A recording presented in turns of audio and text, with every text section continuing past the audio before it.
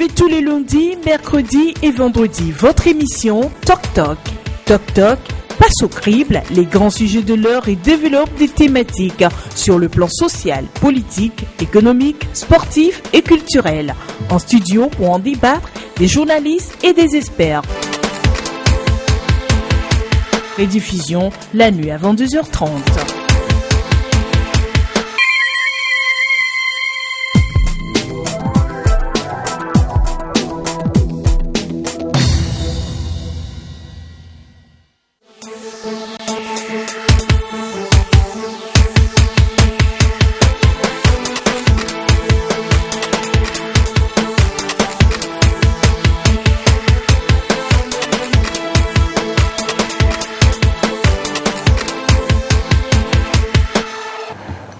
Nous sommes au mercredi 11 janvier de l'année 2017, mesdames, messieurs, bonjour.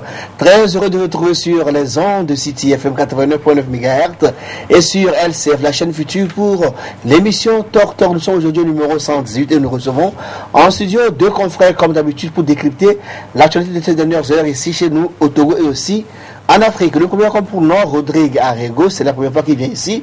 Bonjour Rodrigue. Bonjour Junior, bonjour à tous les fidèles de l'émission Toc Toc et je suis très ravi qu'en début d'année 2017 je me retrouve en famille ici, à profiter de l'occasion pour dire un sincère bonjour au plus grand citoyen d'État, Pascal Akosole Lubodiona, et sa femme que je nomme la femme vertueuse, sans oublier Luc Abaki et toute l'équipe qui abat un énorme travail. Bon vent. Alors, je rappelle que Rodrigue Arego, il est correspondant de l'émission Fenêtre Sud-Afrique sur Radio Kalanka. Un bonjour de passage à notre ami Sylvain Amos, le présentateur de l'émission Fenêtre Sud-Afrique. En face de Rodrigue Arego ce matin, nous avons Ibrahim Acha du journal Le Temps Nouveau. Bonjour Ibrahim. Bonjour Junior et bonjour à tous ceux qui nous suivent en ce moment et bonne heureuse année aux téléspectateurs et téléspectatrices de LCF et sans oublier les auditeurs de City FM. Merci aussi à tous les internautes qui nous suivent sur le www.lcftogo.com et aussi sur la chaîne YouTube de Togo Vision.com et également sur la radio Eben Radio en France. Dans la seconde partie, nous recevons un invité politique, c'est une femme. Ce matin, nous avons Madame Dilali Atiopou, elle est responsable de communication, membre du directoire du parti des Togolais. Mesdames et messieurs, voici la une des journaux.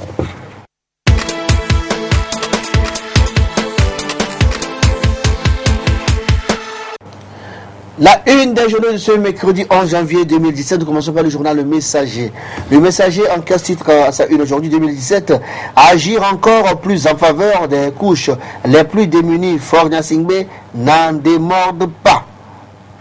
Réforme politique et décentralisation au Togo après la sortie du groupe des 6, l'ANC se signale vers une année riche en actions. Le triangle des enjeux de Jérôme Sossou, commission de réflexion sur les réformes dilatoires, diversion et moquerie de Fort Gnassingbé, Ghana et la cérémonie d'investiture de Nana Akufo-Addo, route en couleur à quand l'investiture de Fort Gnassingbé du Togo. Liberté dans les kiosques. 4 ans après les incendies des marchés de Kara et de Lomé, l'ANC exige le dédommagement des commerçants et la libération des détenus. Jean-Pierre Fabre déplore un discours vide, truffé de contre-vérités de Fort Gnassingbé. Nouveau regroupement de 6 partis, aller au-delà de l'effet d'annonce et travailler en synergie avec le CAP 2015. Affectation des magistrats des mouvements d'humeur en perspective. Dans les cases également ce matin, Focus Info de Jean-Paul Agbo. Le journal titre à sa une, éco-social enseignant, combien gagne-t-il vraiment? Portrait Aftal Sissé, le blogueur qui a fait plier le gouvernement. Éco-social alimentaire, des légumes cultivés dans des cimetières et vendus sur les marchés. Le libéral de Fabrice Médici est avec nous ce matin, le journal qui vous souhaite bonne et heureuse année. Titre à sa une, économie 11 janvier 1994. 11 janvier 2017, le franc CFA 23 ans après la dévaluation, le débat. Le médium de Credo AGTT est avec nous ce matin, le journal titre à sa une, drame de Kabenda, triste, oubli des martyrs, amertume, désolation, pleurs et graissement dedans, le quotidien des familles éplorées. L'alternative dans les cas ce journal, les titres à sa une, énergie et hydrocarbures, Shell Togo poussé vers la sortie par l'État. Un réseau obscur sur le point de racheter ses actions. ITIE Togo mystère persistant autour des exportations d'or, des phosphates. CHU Campus, 3 questions au professeur Komlache Akakpo, Noumado chef du nouveau service de chirurgie pédiatrique. L'équipe sportive dans les cœurs également ce matin, le journal titre à sa une Cannes Gabon 2017, 23 éperviers pour une guerre indécise. Les 4 groupes à la loupe, retrouvailles, choc, défi. Ligue Lomé Golf de football, à quoi joue-t-on au bureau exécutif? Et enfin avec nous ce matin, non, l'avant-dernier journal avec nous, l'Indépendant Express de Carlos Queto. Le contenu de la commission connue, réforme le désaveu des membres, hypothèque déjà des résultats. Front pour l'alternance, un groupe informel de partis politiques se jette à l'eau. Grand Mag l'Afrique, le journal de Edmond Almeida dans les kiosques, le numéro 2 est là. Politique, la difficile déclaration des biens en Afrique. Économie, quelle solution énergétique pour l'Afrique? Société, le coaching en développement personnel en débat international. Un condamné nommé Jammeh, le nouveau visage du Ghana avec la photo du président Nana Akufo-Addo. Le jingle annonce la première partie de l'émission.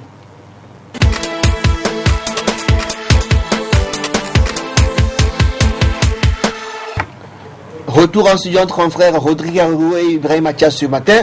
Nous allons commencer par l'actualité avec le nouveau regroupement de l'opposition qui a été donc lancé officiellement lundi dernier à l'hôtel Ibis à Lomé.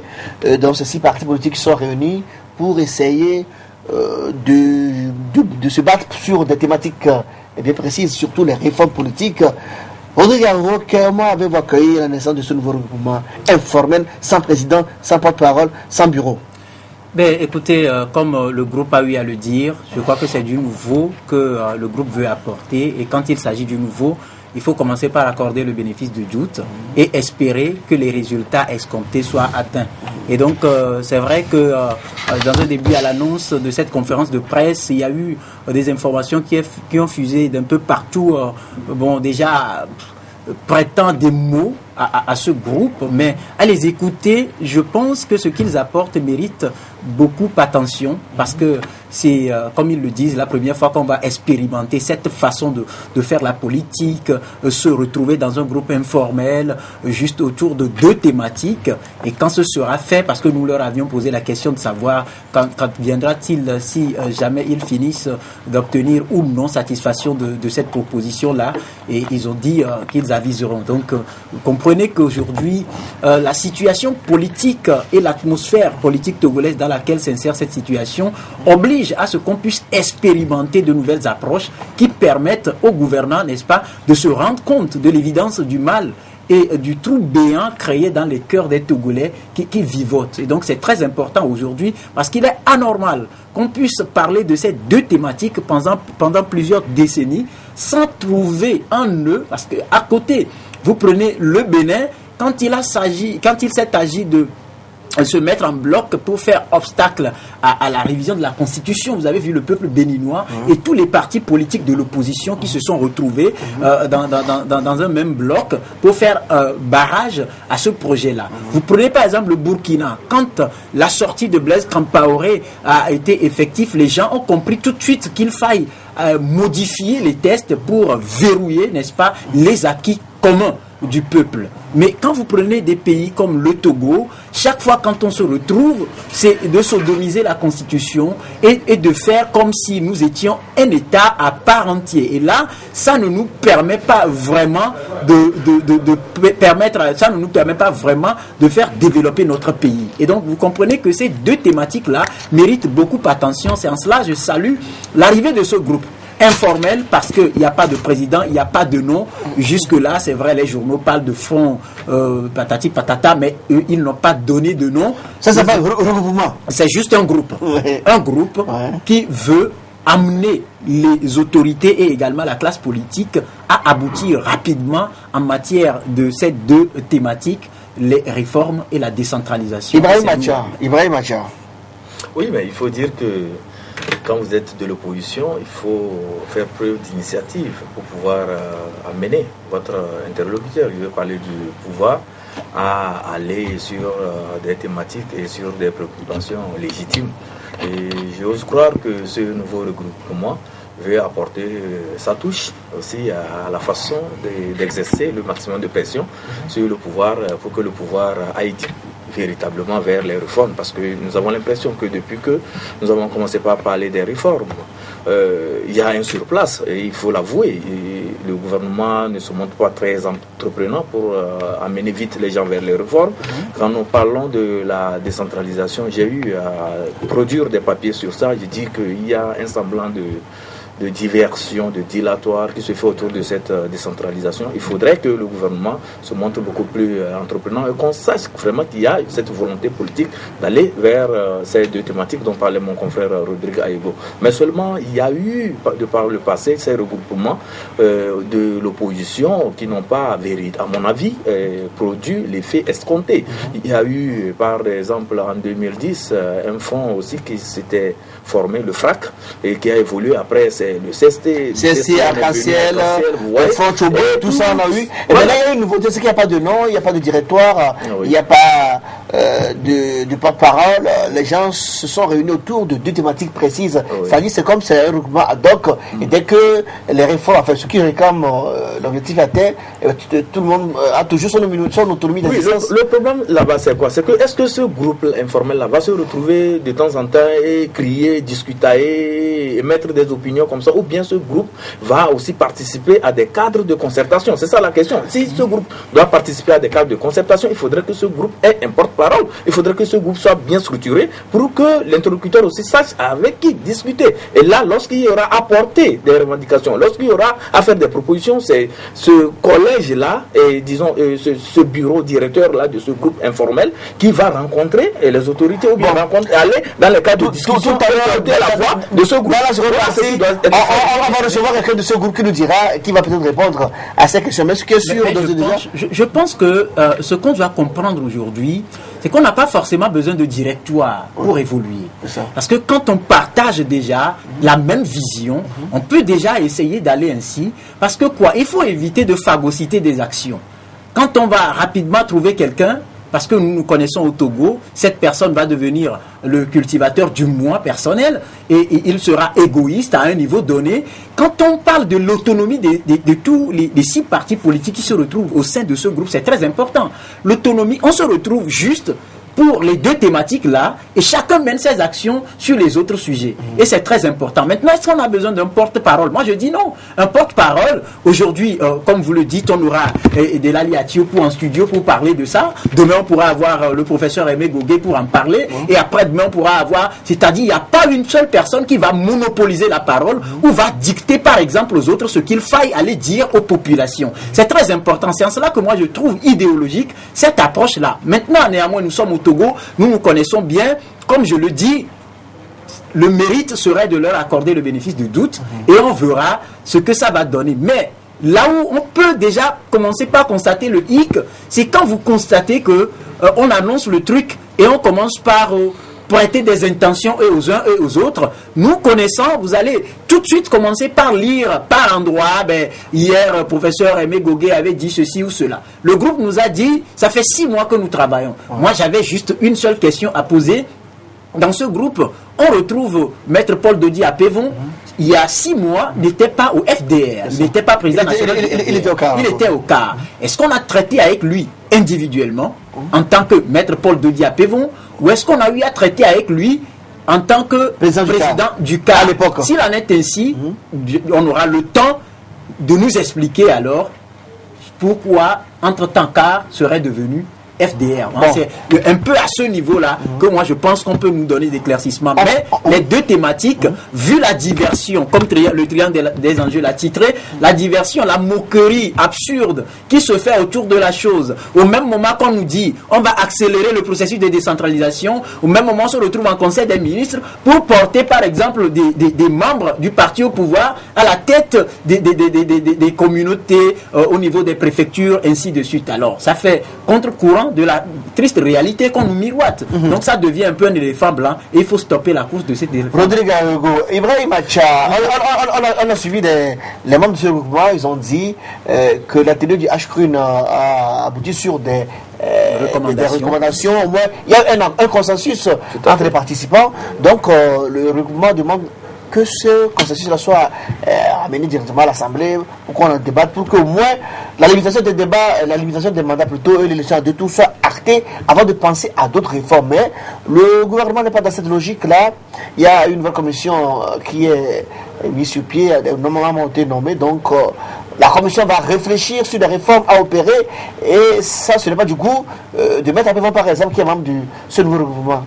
Avant de revenir à votre question, il faudrait dire que lorsque je parlais d'un bureau directeur, c'est parce que lorsque vous voulez discuter, il faudrait que ce soit des gens qui portent cette discussion. Vous parlez d'un groupe de 6 partis politiques, ce qui suppose en même temps 6 présidents de partis politiques regroupés au sein de cette association. Lorsqu'il y a une discussion, on demande 3 personnes, vous voyez qu'il faudrait envoyer quelqu'un qui soit le porte-parole. Donc il leur revient de s'organiser et de déléguer celui qui va aller porter leur voix au niveau de ce cas de discussion, ou bien en tout cas de là où il y aura à parler des réformes et autres là. Mais le problème c'est quoi? Le problème c'est que quand vous êtes dans un groupe comme ça et chacun se dit à son autonomie en matière de parti politique, en matière de gestion, ce qui suppose aussi que chaque parti politique a sa politique, a son programme, à sa vision de la chose. Donc vous n'allez pas me dire que les 6 partis politiques réunis là ont la même vision en matière de décentralisation, ont la même vision en matière de réforme constitutionnelle. Quand vous allez au parti des Togolais, ils ont une autre vision. C'est parce que vous allez c'est parce qu'ils ont la même vision sur les 2 thématiques qui se sont réunis ensemble. Je ne pense pas. Pour juste les 2 thématiques. Je ne le pense pas. Parce qu'il y a un travail de casting. Je ne pense pas. C'est plutôt il y a un besoin d'aller vers des réformes, il y a un besoin d'aller vers la décentralisation, que ces messieurs se sont réunis. Mais dire qu'ils ont la même vision sur les 2 thématiques, je doute fort. Ibrahim, je rappelle maintenant tout à l'heure, on aura le programme de société de chaque composante pour savoir qu'ils n'ont pas la même vision. Ibrahim, tout à l'heure, on aura madame de l'élection pour on va lui demander si ils ont la même vision, oui ou non. On est d'accord. On est d'accord. Alors, on va évoluer. Vous permettez, on va aller en Côte d'Ivoire rapidement, où il y a eu des nominations ces jours-ci. La Côte d'Ivoire, ça bouge. La Troisième République, c'est à vive allure. Alors, appel au gouvernement d'émission. Le même jour, le président de l'Assemblée nationale, le nouveau, a été réélu. L'ancien nouveau Soro a été reconduit. Le même soir, on a limogé le chef d'état-major de l'armée, le chef de la police, le chef de la gendarmerie. Le lendemain, on a nommé le vice-président et le premier ministre. Ça part à vive allure. Je rappelle les noms pour ceux qui nous suivent. Le nouveau premier ministre ivoirien pour nom, Amadou Koulibaly, tout le monde savait que c'était lui qui devait être nommé. C'est l'un des plus fidèles, collaborateur de Ouattara. Il a été donc enfin promis au poste de Premier ministre, et Daniel Kablan de la PDCI comme promis après la vice-présidence, et serait aujourd'hui relégué au 4e rang du personnage de l'État, mais il a quand même conservé le perchoir. Rodrigue. Ben, vous savez, ça s'appelle un État qui bouge, et un président qui a une vision et qui a les moyens de sa vision. Et il ne peut jamais s'attarder sur les détails. D'accord? C'est-à-dire, c'est un peu comme un jeu de puzzle où il est habitué et il place rapidement les pions qu'il faut pour faire bouger les choses et faire monter le pays. Et donc, moi, je me dis que quelque part, Ouattara, il est arrivé, tout le monde sait comment il est arrivé. Maintenant, à son arrivée, il a constaté qu'il faut rattraper le temps perdu, réconcilier les Ivoiriens et redonner un sens à la vie publique en Côte d'Ivoire. Et à ce niveau-là, il faut rapidement, il ne faut pas tituber. On ne va pas aller à pas d'hésitation.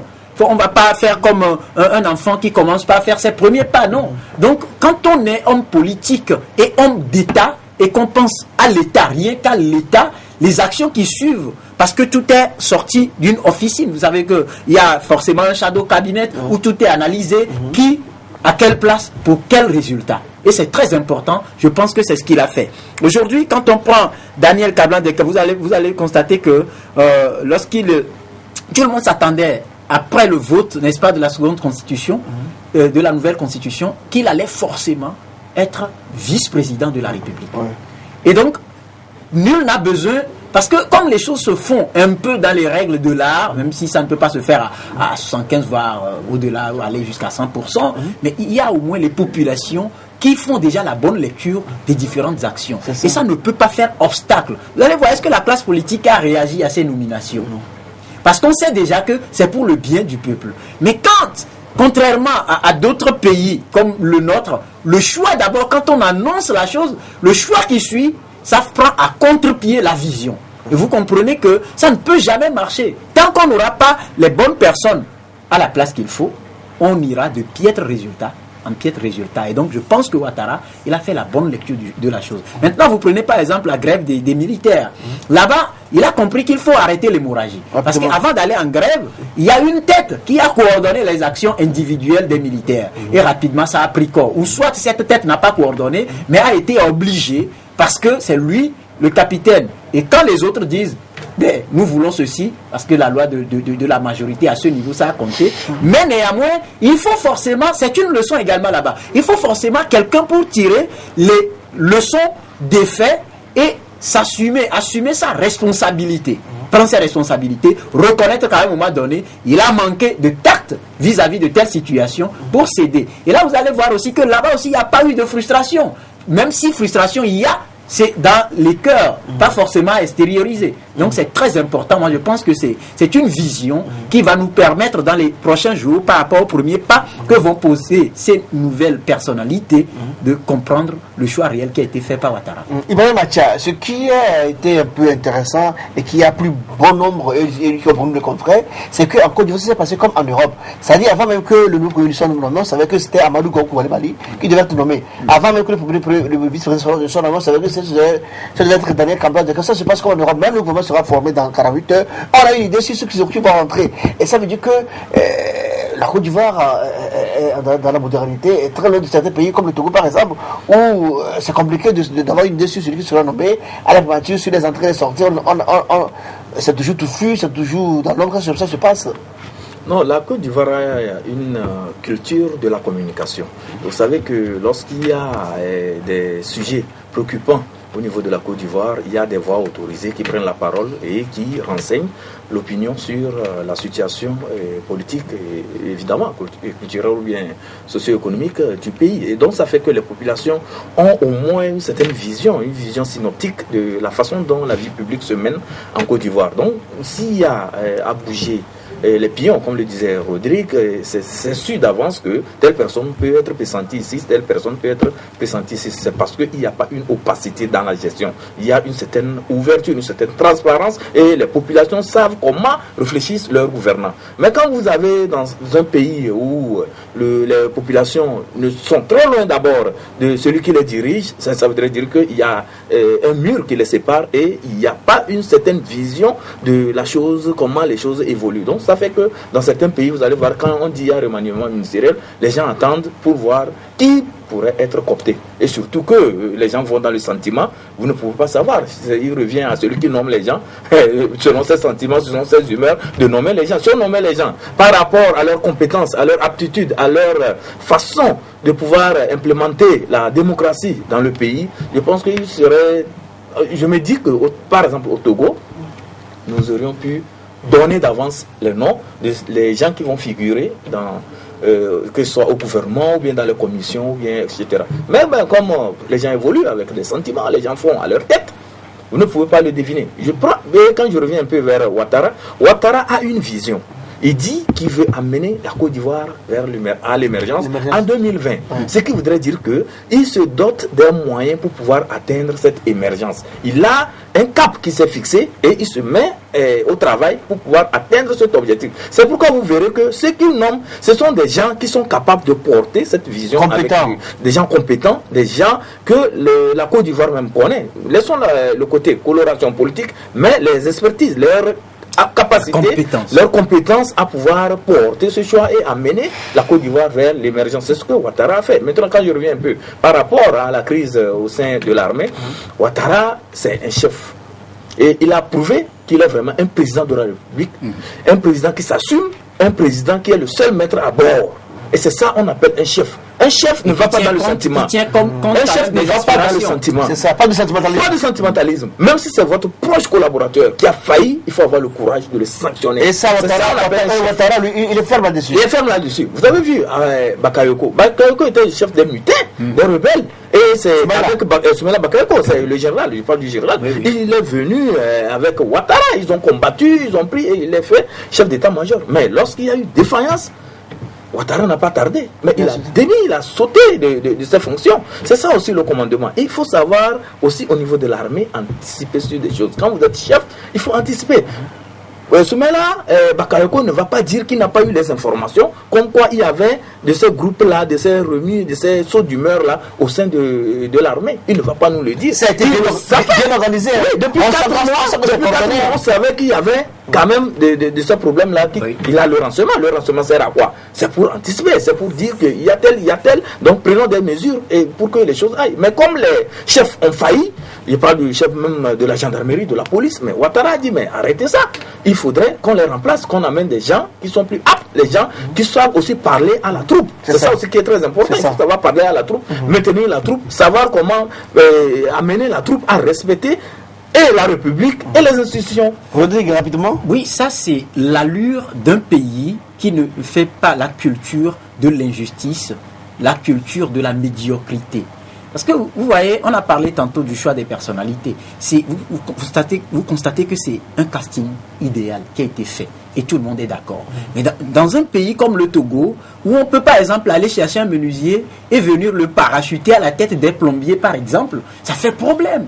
Vous prenez par exemple un ministre des Finances, qui est le tout-puissant. Quand on dit il faut décaisser les fonds, il dit non, moi je ne décaisse pas. Comme si c'était ses propres fonds. Mais c'est l'orthodoxie financière. Oui, l'orthodoxie financière. Mais quand on débarque en plein midi un ministre d'un gouvernement, le seul d'ailleurs d'un gouvernement, et de ce quoi ministre des Finances, de l'économie et des Finances, ministre d'État et ministre d'économie et des Finances, vous constatez qu'il y a quelque chose. Parce qu'on n'a pas donné d'explication. Les journaux en ont parlé, et du jour au lendemain, non seulement on le ramène dans le sillage du pouvoir, et du gouvernement, mais au même moment, on le retrouve dans une commission. Mais il est juriste. Écoutez, il est juriste. Vous savez, il y a la moralité. Il est universitaire. Il y a la moralité. La moralité. Et quand vous faites conflit avec la moralité, vous ne ferez même pas l'adhésion au sein de votre propre famille. Parce que les pas mauvais que nous posons répercutent sur les générations que nous engendrons. Nos enfants, par exemple. Junior, là où tu es, tu feras un faux pas. Les enfants seront au courant, tes enfants seront à l'école et ils seront la risée des autres élèves. C'est pour ça que quand on est responsable, et surtout dans la gouvernance d'un État, d'une république, tout ce qu'on fait tient compte de certaines réalités. Alors, prenez la Côte d'Ivoire, Ouattara n'a pas fait de sentiment à ce niveau. Ici, il y a eu des manquements assez graves. On a tiré sur les élèves à Dapan, on les a tués. Au jour d'aujourd'hui, tout est resté là. Parce que là, Ouattara n'a pas cherché celui qui a conduit les mouvements, mais il a pris la tête parce qu'il sait que c'est Rodrigue qui doit répondre. Peut-être que ici, il y a des sanctions, mais en coulisses, ça fait de façon interne, on n'a pas officialisé, on ne sait jamais. Non, c'est redondant. Et puis ça s'appelle un peu, dans la gouvernance d'un État, il n'y a pas un secret. Ce qu'on appelle secret d'État aux États-Unis, ça finit aujourd'hui par sortir au grand jour. Et tout le monde est au courant. Alors, voilà. Aujourd'hui, on ne peut plus parler de secret d'État lorsque les gens sont à l'origine de malversations et qu'ils sont maintenus, par exemple, à leur poste. Peu importe le cri des populations et venir dire que ce sont ces cris qui ont constitué un écho, qui ont retenti pour booster une action. Merci, je vais continuer moi sur la Gambie avant de recevoir notre invité de la Liature dans 4 minutes. Alors, Ibrahim Acha, mais petit à petit, mais Yaya Jammeh, il est en train de tourner avant tout le monde. Il se transforme en John Brie dans son pays. Il ferme la radio, il arrête les gens, il renvoie qui il veut, il limoge les ambassadeurs, les ministres. Mais on dirait qu'il ne veut pas quitter. On a 8 jours devant nous pour qu'il enfin, il sait de le plancher, mais il vit de le plancher, mais il est toujours là. Même le chef d'État qui devait arriver là aujourd'hui à Bandjou, il a dit non, écoutez, je ne vous reçois pas aujourd'hui, je vous reçois que vendredi. Mais c'est lui qui impose son dictat, mais quoi, on ne comprend plus rien en Gambie. Non, le problème c'est qu'il faut comprendre la psychologie de Yaya Jammeh. Yaya Jammeh est acculé de toutes parts. Et donc, sa psychologie doit être tournée maintenant vers la peur. Donc, toute personne qui a peur, à la limite, qui devient paranoïa, mais il repousse tout. Quand il voit l'ombre de quelqu'un, pour lui, mais c'est pour la battre, c'est pour l'assommer. Donc il doit tout faire pour écarter tout le monde et s'assurer qu'il n'est pas entouré des gens qui vont à un moment donné l'étrangler ou bien le touffer. Donc sa réaction s'explique par le fait que Yaya Jammeh actuellement n'a plus confiance à qui que ce soit. Il se dit que toute personne... Il est braqué. Il est braqué. Voilà le mot même qu'il fallait. Mais seulement pour le cadre de la CEDEAO, La mission devait arriver aujourd'hui à Banjul, mais il a demandé à ce que cela soit reporté, ce qui voudrait dire qu'il est en train de jouer à d'autres cartes et peut-être que... Il fait le dilatoire. Non, pas le dilatoire. Il a compris, sinon Yaya Jammeh est conscient qu'il y a un rouleau compresseur déroulé contre lui et il faudrait aussi faire un effort pour ne pas perdre la face. Donc il est en train de réfléchir pour voir comment aussi arracher des garanties. Ne perdons pas de vue, ce sont les garanties que Yaya Jammeh veut pour pouvoir, disons, jouir d'une retraite dorée, même si ce n'est pas à Banjul ou bien à l'extérieur, mais seulement il veut s'assurer qu'après son départ, il ne va pas être poursuivi ou bien trimballé au niveau des tribunaux internationaux ou, disons, communautaires. Et éventuellement, est-ce que tout ce qu'il a eu à piller, parce qu'il ne faut pas oublier aussi le crime économique.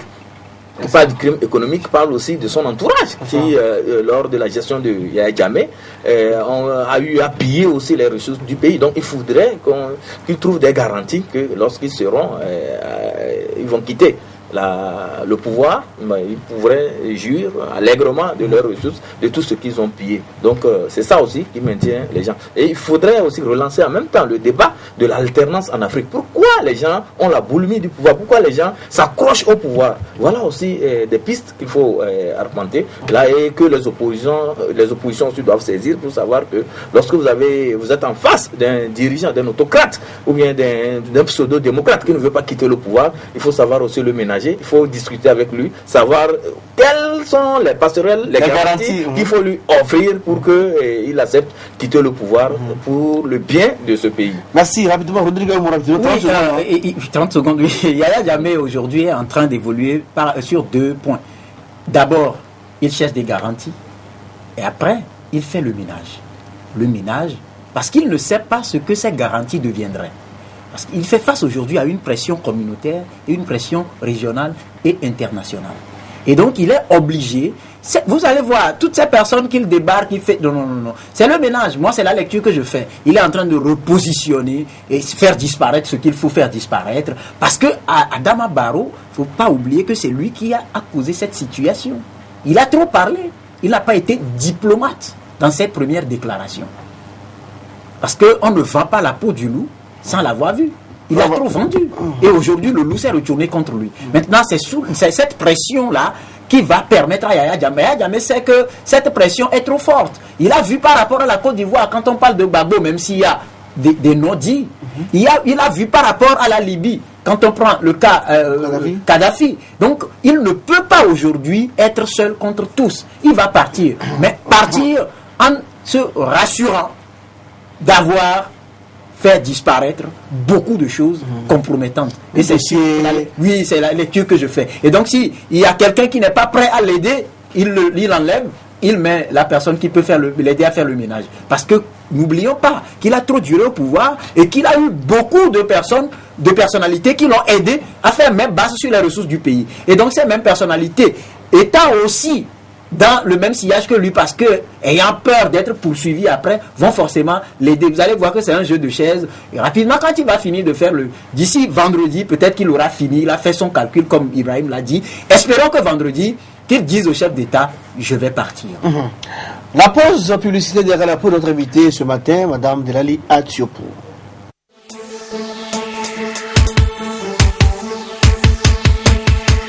Suivez tous les lundis, mercredis et vendredis votre émission Toc Toc.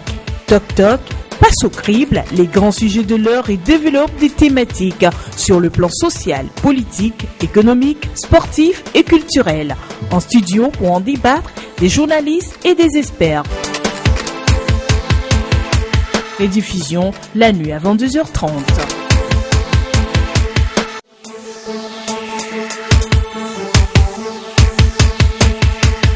Suivez tous les lundis, mercredis et vendredis votre émission Toc Toc. Toc Toc passe au crible les grands sujets de l'heure et développe des thématiques sur le plan social, politique, économique, sportif et culturel. En studio pour en débattre, des journalistes et des experts. Rediffusion la nuit à 22h.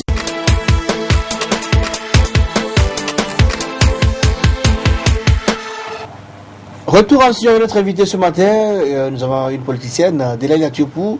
Elle est du parti des Togolais. Elle fait partie du directoire par intérim, responsable de la communication. Bonjour, Madame Atiopou. Bonjour. Alors, on vous reçoit ce matin pour la première fois ici dans le studio. Bonne heureuse année à vous. Merci, vous aussi. Bonne heureuse année à vos militaires également, au niveau du parti des Togolais. Alors, comment se porte votre parti aujourd'hui? Parce qu'on a vu en 2016, vous avez eu des soucis, surtout votre président, Alberto Olympio. Il y a eu des soucis avec la justice depuis. Il y a eu un mandat d'arrêt contre lui, il n'arrive plus à venir au Togo, il n'arrive plus à sortir du pays. À bouger, comme il le faisait dans le passé. Comment se passe le parti Togolais aujourd'hui? Donc, deux choses différentes. Le parti des Togolais va bien. Je pense que vous avez déjà reçu, parce que moi je vous suis, vous avez déjà reçu pas mal de personnes, de cadres du parti et du directoire ici dans l'émission. Je pense qu'il y a une autre actualité dont nous allons parler plus tard. Donc, le parti va très bien. Et 2016 a été une année assez mouvementée, on ne va pas le cacher, mais on sait que la politique est un métier difficile et parfois dangereux. On a su remonter sur nos pieds et on va aborder 2017 avec beaucoup de sérénité. Et Alberto Olympio se porte bien? Il va bien, je l'ai vu avant d'arriver ici et je le verrai certainement après mon séjour au Togo. Il se porte très bien. Je rappelle que Mme Delali Atiopou, elle vit en France, mais elle bouge, elle travaille pour le parti de Togo. Vous êtes rentré à Lomé cette fin d'année, juste pour l'actualité qu'on a suivi l'année dernière. Vous avez lancé un nouveau regroupement avec d'autres partis de l'opposition. Pourquoi d'abord ce nouveau regroupement? Pourquoi ne pas rejoindre celui qui existe déjà, par exemple, CAP 2015? Je vous ai entendu débattre pendant que sur la première partie de l'émission. Je pense que l'erreur que nous faisons en tant que communicants aussi, c'est de laisser entendre à l'opinion que le principal, c'est le regroupement. C'est-à-dire que nous sommes tellement focalisés. Et lorsque nous préparions la conférence de presse, je l'avais déjà dit aux responsables de parti que le risque, c'est que l'opinion, aidée par la presse, fasse un petit peu ça se focalise uniquement sur la structure. Nous avons un groupement de partis où nous avons un groupement 6 leaders. Ça veut dire que qui est le président, qui n'est pas le président. On avait déjà annoncé la veille, on a annoncé très tard la nouvelle de la conférence de presse. Avant le lendemain, l'après-midi, les rumeurs circulaient déjà. Ah, c'est l'idée, c'est un tel qui a lancé l'idée pour phagocyter, etc. Et Maître Apévon, par exemple, a dit quelque chose de très juste lors de la conférence de presse, c'est qu'il ne s'agit pas de dire, voilà, nous créons un nouveau regroupement. L'important, ce n'est pas le regroupement. L'important, c'est l'objectif. Et je pense que c'est l'erreur que la politique togolaise a toujours fait, c'est-à-dire qu'on a créé des regroupements, le FRAC, on a eu le CST, on a eu tellement de regroupements, on a CAP 2015, on a Arc-en-Ciel, et à chaque fois que l'attention était surtout sur le regroupement, il y avait des guerres de leadership, etc. Qu'est-ce qui se passe aujourd'hui? La démocratie togolaise est malade. On a 6 leaders de partis politiques qui partagent la même vision de ce que doivent être les fondamentaux pour que nous puissions relancer le processus démocratique au Togo. Quand la constitution, la base constitutionnelle est faussée et la base électorale est faussée, la démocratie elle-même ne peut émerger. Et nous le savons tous, mais nous nous laissons entraîner de processus électoraux en processus électoraux. Et au final, ça devient un cirque permanent qui fatigue les populations. Donc, ces 6 leaders se sont dit, écoutez, on va arrêter de fatiguer les Togolais et on va se poser, on va faire en sorte que les bases... Il y avait un leader qui avait parlé du plus petit commun dénominateur. Et c'est quoi? Les réformes. C'est-à-dire que ce n'est pas une question de parti politique. N'importe quel parti, et j'espère même unir aussi, puisque lors de l'atelier du H-Crown, ils se sont mis d'accord pour dire qu'il fallait faire les réformes au Togo. Les réformes. La nécessité d'avoir un cadre électoral qui favorise la transparence. Là, peut-être que nos amis du pouvoir ne sont pas trop pressés pour apporter cela. Et la troisième chose, c'est la mise en route d'un calendrier clair pour la décentralisation. Alors, quand vous parlez de réforme, que mettez-vous dans le mot réforme? Quand on parle de réforme, au niveau, maintenant on va parler au niveau des 6 leaders qui se sont regroupés, c'est le B.A.B.A.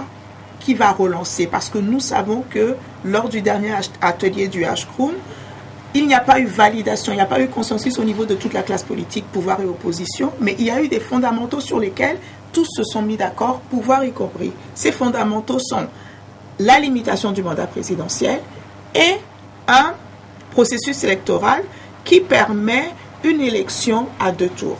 Si nous obtenons l'élection à 2 tours, toutes les guerres de clans qu'il y a dans l'opposition pour savoir qui, l'union de l'opposition, etc., n'existeront plus. Mais vous comptez sur le pouvoir pour vous aider à régler ces problèmes? Nous ne comptons pas sur le pouvoir. Nous disons au pouvoir que, parce que là, on nous a parlé encore d'une nouvelle cellule de réflexion, je sais que vous allez revenir là-dessus après, nous disons au pouvoir que sur les fondamentaux, avant d'aller réfléchir sur la suite, à l'issue de l'atelier du H-Crown, il y a eu un consensus au niveau de règles de base. Appliquons ces règles avant toute nouvelle concertation électorale et ensuite nous discuterons de la suite. Il y a eu l'atelier du H-Crown et il y a eu des recommandations qui ont été faites à la suite de cet atelier et tous les Togolais n'ont pas eu cette chance de décortiquer à fond ces recommandations, mais l'essentiel c'est qu'il y a cette volonté d'aller vers les réformes. Les recommandations ce ne sont pas des projets de réforme.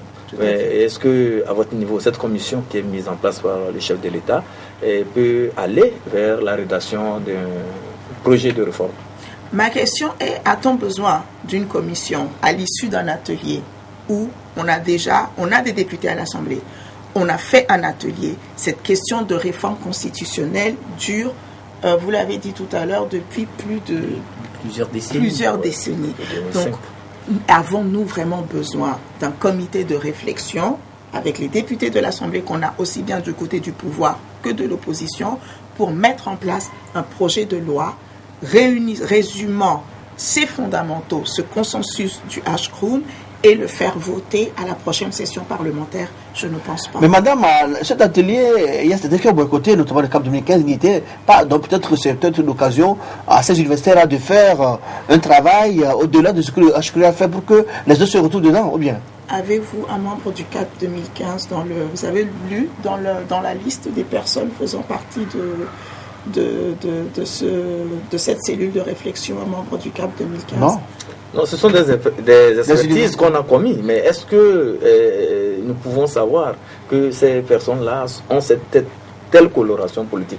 Je doute fort, parce qu'il y a des personnalités que nous avons vues dans cette commission que nous ne pouvons pas tout de suite étiqueter. Comme lesquelles? Si je prends le professeur de géographie, M. Bachana, l'historien plutôt, M. Bachana, il est difficile de lui coller une étiquette. Enfin, si vous la connaissez, je ne sais pas, moi je ne la connais pas. Ouais. On a parlé du CAP 2015. On a dit que le fait que le CAP 2015, qui est au niveau de l'opposition, le groupe parlementaire majoritaire, n'ait pas participé à l'atelier du H-Crown et que c'est la raison pour laquelle on ne pourrait peut-être pas avoir un véritable consensus. Donc si l'idée de l'exécutif togolais, c'était d'avoir un groupe créant le consensus, la moindre des choses aurait été d'inviter ceux qui étaient absents. Je parle de CAP 2015, mais le Parti des Togolais n'avait pas été invité aux travaux du H-Crown. Ce n'est même pas qu'on a boycotté. On nous a invités à une cérémonie d'ouverture et pas aux travaux. Nous avons trouvé que c'était une perte de temps d'aller à une cérémonie d'ouverture si nous n'avions pas notre apport à fournir pour les travaux. Donc je pense que cette théorie de ce groupe ne s'est pas voulu consensuel. Oui, moi, d'abord, avant de poser ma question, j'aimerais faire une petite réflexion. Il faut savoir que nous sommes en train de parler d'un État, d'une république, une cause commune. Et quand il s'agit d'une cause commune, je donne l'exemple de la France. Quand il y a eu l'attaque de Charlie Hebdo, vous avez vu tout de suite le pouvoir et l'opposition réfléchir sur la cause commune. On a attaqué notre pays. C'est très important. Ici, si la chose elle est commune, elle mérite d'être discutée dans un cadre commun, consensuel, représentatif. Maintenant la question. Aujourd'hui, ma question est de savoir, oui. On a mis en place une commission de réflexion que je ne partage pas. D'ailleurs, aujourd'hui, vous vous proposez. Quelles sont les garanties que vos propositions puissent supplanter cette commission-là qui a été chantée depuis plusieurs années par le chef de l'État? Nous, il n'y a pas... nous proposer des garanties, avoir des garanties que la Commission... Vous demandez aujourd'hui qu'on puisse verser directement les recommandations, les conclusions de l'atelier du HCOM au Parlement. Contrairement au pouvoir qui met en place une commission de réflexion et dont vous ne partagez même ni l'idée de commission, ni la composition. Alors, quelles sont les garanties pour que vos propositions puissent supplanter cette commission-là? On n'a pas de garantie. Si la démocratie togolaise fonctionnait, du simple fait que ces propositions qui ont été reprises, je le dis encore, de l'atelier HCROUM, si la démocratie fonctionnait et qu'on était un peu sérieux au Togo, ce projet de loi reprenant ces propositions passait à l'Assemblée comme une lettre à la poste.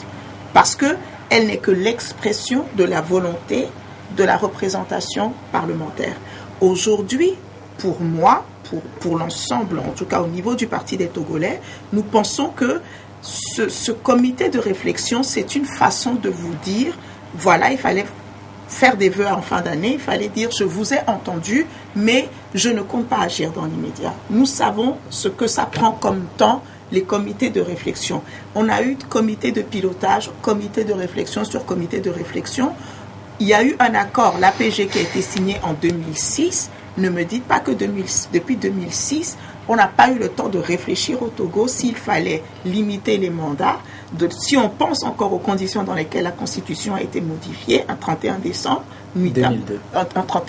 2002, il faut le faire quand même. Ne nous dites pas que depuis ce temps-là, on n'a toujours pas réfléchi à comment faire pour changer les choses. Alors, qu'est-ce qui vous dit aujourd'hui que cette commission qui a été mise sur pied tout récemment par le gouvernement, c'est la suite logique de l'APG, ou bien c'est pas autre chose que le gouvernement veut créer?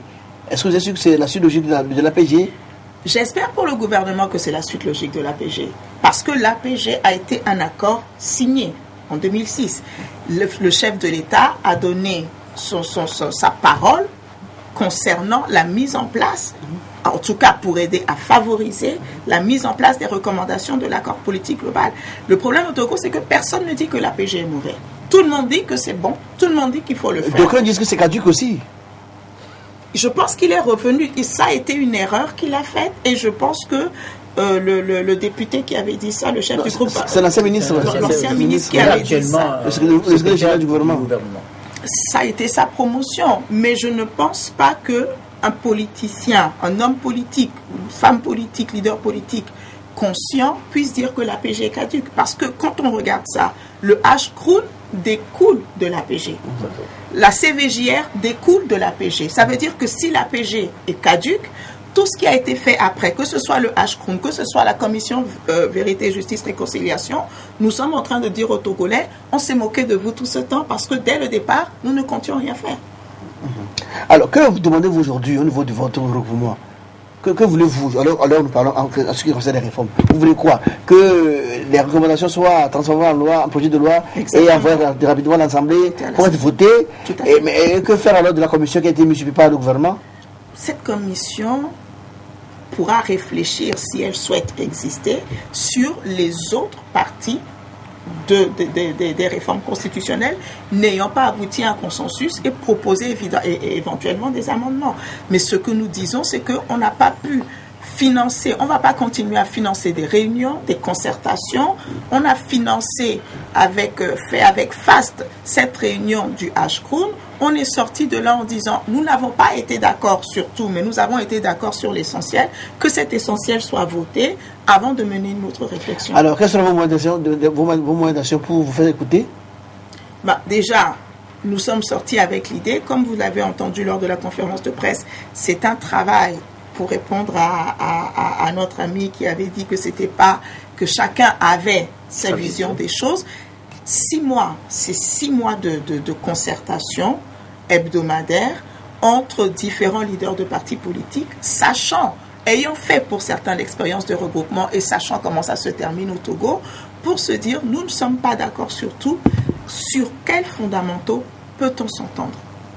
C'est-à-dire, ils se sont dit, au bout de ces 6 mois-là, de toute façon, aucun de nous ne pourra faire de la politique avec succès si ces 2 problèmes ne sont pas réglés.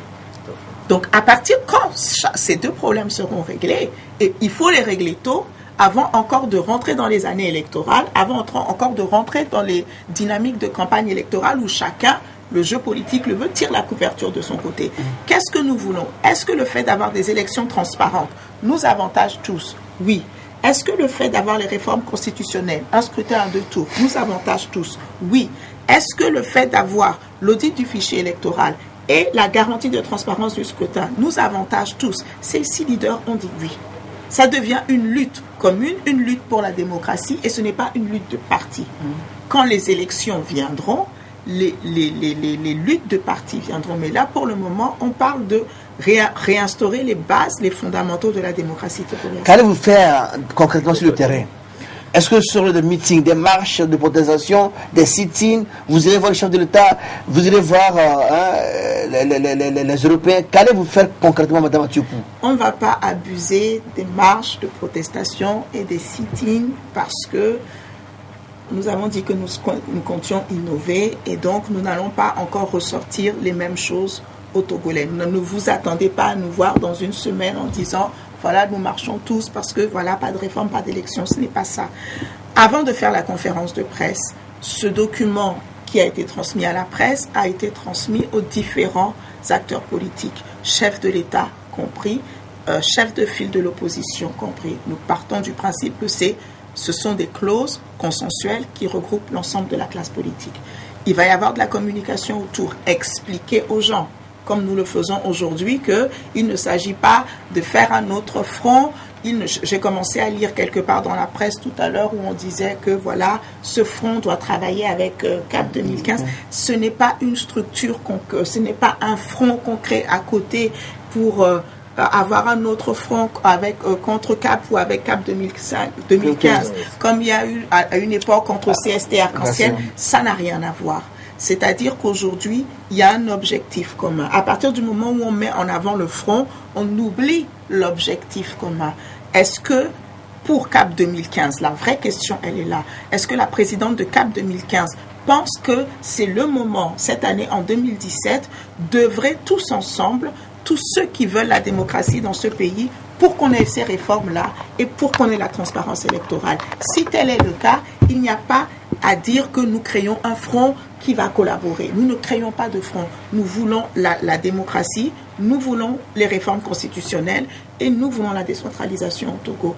Que tous ceux qui le veulent aussi continuent à gonfler un petit peu les rangs de ce noyau qui a été créé pour qu'on l'obtienne avant de parler des échéances. Gonfler comment? Vous voulez qu'eux viennent vers vous? Voilà. Vous voulez qu'elles se dirigent vers vous? Mais comment? On ne comprend pas. Vous ne pouvez pas dire ça. Si on leur a envoyé un courrier, c'est que quelque part, nous sommes déjà allés vers eux. Oui ou non? On leur demande de venir se joindre à vous? Ce n'est pas... On leur dit, voilà ce que nous faisons. Ça vous intéresse aussi? Nous espérons.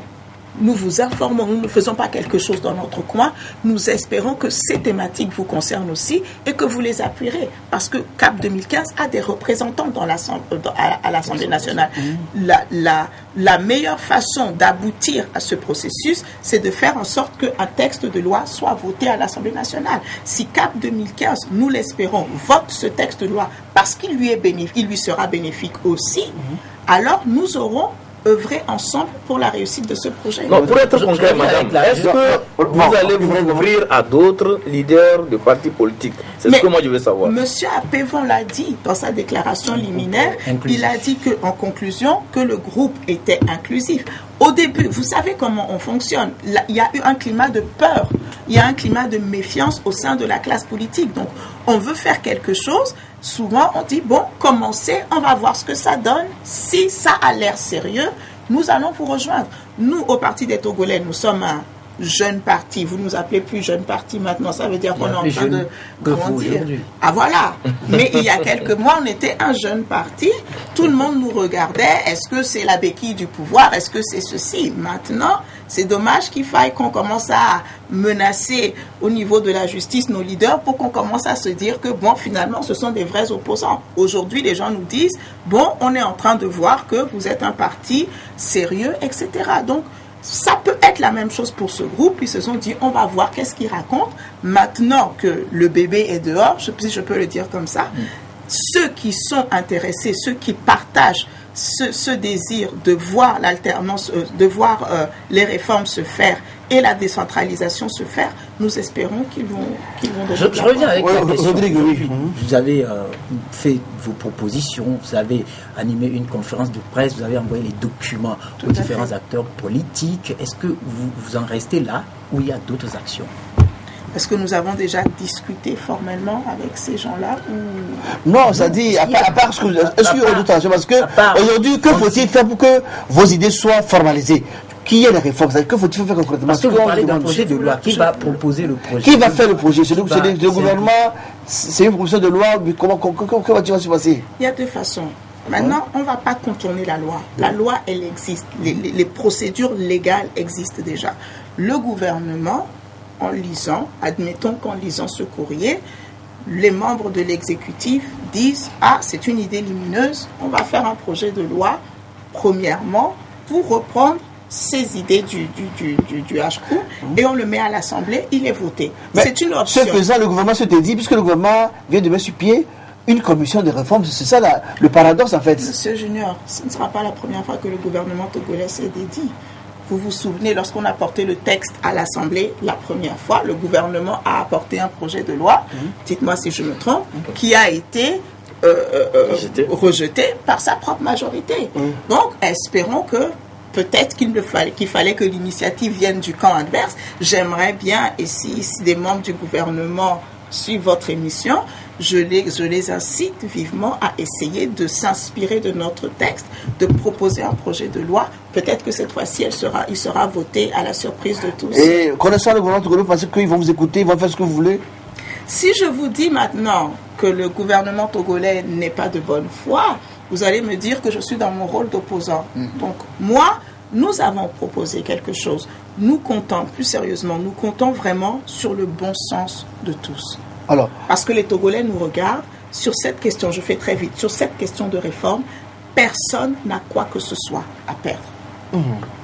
Alors, on va parler un peu du budget, on va devoir se séparer. Le budget 2017 a été voté. Pour une fois, on a dépassé le cap de 1000 milliards. On est autour de 1227 milliards de francs CFA. C'est formidable. Vous l'avez analysé, un mot là-dessus rapidement? Oui, on a regardé ça vite fait. Nous étions à une conférence vendredi dernier avec le professeur Noubouko qui parlait justement de ce budget. Et moi, ce que je ne comprends pas, c'est qu'on applaudisse parce que le budget a dépassé la barre des 1200 milliards. C'est comme si vous, aujourd'hui, vous me dites, voilà, j'ai dépensé, d'habitude, je dépense 100 000 francs et aujourd'hui, je dépense 200 000 francs. Mais tu sais, les 200 000 francs que je dépense, je me suis endetté. Donc, ce n'est pas tant les 1200 milliards, c'est qu'est-ce qui compose ces 1200 milliards. Et quand on regarde au plus proche du budget, on voit que le poste dette, à lui seul, c'est 400 milliards. 400 milliards, c'est 35% du budget qui va aller tout de suite au remboursement de la dette, que ce soit le principal et les intérêts. Donc, 400 milliards sur 1200 milliards à la dette, on retombe déjà à nos 800 milliards. Donc, dans les 800 milliards, le gouvernement a annoncé qu'il y aurait 40 et quelques pourcents environ qui va aller dans le social. 49%. Nous espérons et nous attendons de voir dans le social, c'est-à-dire quoi? Parce qu'il y a des projets. Vous savez, dans le social, il y a les projets où on fait de l'adduction d'eau, comme on fait depuis des années, on fait des pistes, etc. Mais quelle est la part du projet social qui va aller réellement à l'amélioration de la qualité de vie des Togolais? Ça, c'est ce que nous attendons de voir. Oui, moi je pense qu'avec ce budget-là, ça m'a fait sourire. C'est vrai, comme Madame vient de le dire tout à l'heure, c'est vrai, les gens ont applaudi que notre budget pour une première fois dépassait l'étape de 1200. Non, ça c'est rigolo. Et ça, c'est se moquer par exemple de l'intelligence des économistes de notre pays. C'est en cela que je parle d'une complicité à un haut niveau, à un niveau intellectuel donné. Écoutez, on prend un budget, 35% pour payer des dettes dont on ignore les fondements. Vous payez des dettes. Maintenant, on revient, on nous dit, on va investir dans le social. 46%. Quand vous prenez les 46%, hier, le budget alloué à la santé, parce que le social, c'est la santé et l'éducation. Les fondamentaux, les deux piliers, la santé et l'éducation. Maintenant, hier, le budget alloué à la santé, c'était 1,3 milliard. On n'a pu rien faire avec. Il y a des grincements dedans. Le CHUT, qu'on n'en parlons pas, c'est un mouroir où on fait la promotion de la morgue, de la mort. Parce que c'est affiché un peu partout, hein, la morgue. Vous allez en même temps, on vous dit il y a la morgue ici. venez dans un centre pour vous faire soigner, on vous dit il y a la mort, psychologiquement, mais vous sentez que vous êtes en train d'affronter la mort. Ça ne vous permet pas de vous guérir. Aujourd'hui, le budget est amputé de 100 millions. Ça devient 1,2 milliard. Et c'est en ce moment qu'on nous annonce qu'on veut doter le secteur d'infrastructures. Vous comprenez qu'il y a anomalie. Il y a anomalie. C'est en cela que je dis, c'est se moquer de l'intelligence des Togolais. Nous ne sommes pas tous économistes, mais quand on revoit un peu ce budget-là, c'est truffé d'incohérences. Madame Mathieu, il y a eu un atelier tout récemment sur la décentralisation. Si tout va bien, d'ici 2018, en fin d'année, il y aura l'élection. Mais déjà, au premier trimestre prochain, il y aura les législatives. Est-ce que le Parti togolais se prépare à affronter les législatives pour la première fois? Le Parti togolais se prépare et est en campagne pour que les réformes et les garanties de transparence électorale soient faites. C'est justement pour cela que on revient encore à ce groupe de 6, parce que aussi bien le gouvernement commence à pratiquer, connaître les habitudes de l'opposition, l'opposition aussi commence à connaître les habitudes du pouvoir. C'est-à-dire que lorsqu'il s'agit de faire les changements de fond, on nous dit qu'on fait des commissions, on nous dit qu'on pousse la réflexion, finalement la réflexion n'aboutit à rien, on organise des élections dans la précipitation, ça donne les résultats qu'on connaît, les gens perdent un an à faire des contestations, on revient à la case départ, on va réfléchir, on organise les élections, ça ne va pas se passer comme ça. Comment ça va se passer cette fois-ci? Aujourd'hui, ces 6 personnes, ces 6 leaders qui se sont regroupés devant un postulat qui est clair. Il faut absolument ces fondamentaux, et ça a été écrit dans la déclaration liminaire, avant de futures concertations. Mais c'est bon, au cas où le gouvernement ne sait pas vos revendications, vous allez boycotter comme vous avez boycotté la présidentielle 2015. Ce n'est pas un boycott, mais ne nous embarquez pas dans des aventures ou dans des chemins où il y a toujours une personne qui conduit. Sinon, nous ne sommes pas en débat démocratique. Nous, ce que nous voulons, sinon nous n'appellerons plus le Togo une démocratie. Et ça, c'est une opinion personnelle. Je ne parle pas au nom d'un groupement ou au nom d'un parti. Est-ce que nous pouvons continuer à appeler une démocratie un pays où le gouvernement ou le pouvoir en place navigue seul, n'écoute personne et fait ce qu'il veut? Et c'est la majorité aussi, la démocratie. La majorité gouverne. Oui, la majorité gouverne, mais ce que je veux dire, pas au détriment des textes de loi, pas au détriment d'une constitution. Parce que ce n'est pas la majorité qui a le pouvoir absolu en politique. La loi fondamentale d'un pays, c'est la constitution, et elle devrait être inviolable. Et c'est pour ça que nous nous battons. Donc vous avez le sentiment que le gouvernement viole la constitution? 30 secondes, vous reposez 30 secondes. Ce qui s'est passé le 31 décembre 2002, et justement, si vous aviez lu le livre Le pouvoir c'est vous d'Alberto Olimpio, il a posé une question. C'est peut-être légal, mais est-ce que c'est légitime? Ce qui s'est passé en 2005, la venue au pouvoir en 2005, ce n'était pas légal. On a fait des contorsions pour que ça devienne plus ou moins légal. Est-ce que c'est légitime? Mais après, il y a eu élection. Après, il y a eu des élections. Toujours, les représentants de l'Union européenne et autres ont dénoncé des irrégularités, ont parlé de faire l'audit du fichier électoral. Ça n'a pas été fait.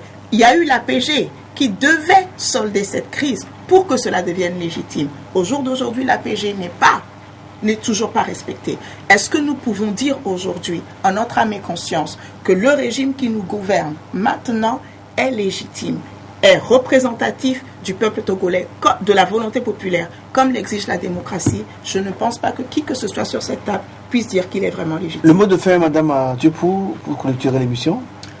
Le mot de fin, c'est que nous ne devons pas nous laisser entraîner dans une aventure ambiguë. Nous ne devons pas nous laisser conduire sur des chemins que nous ne voulons pas emprunter. Et que ce n'est pas parce que certaines choses n'ont pas marché hier qu'il faut baisser les bras.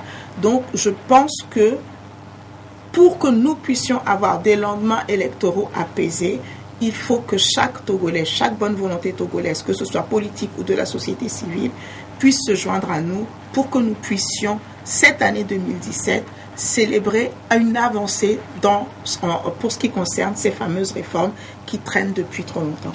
Mesdames, Messieurs, docteur de ce mercredi 11 janvier 2017 à Chavancy, merci à Rodrigue Arro de Fenêtre sur l'Afrique sur Canal K. Merci à Ibrahim Macha du Jonathan Nouveau, merci aussi, et à Madame Delaine Atiopou. Je rappelle qu'elle est membre du directoire du parti togolais. Elle est responsable de la communication.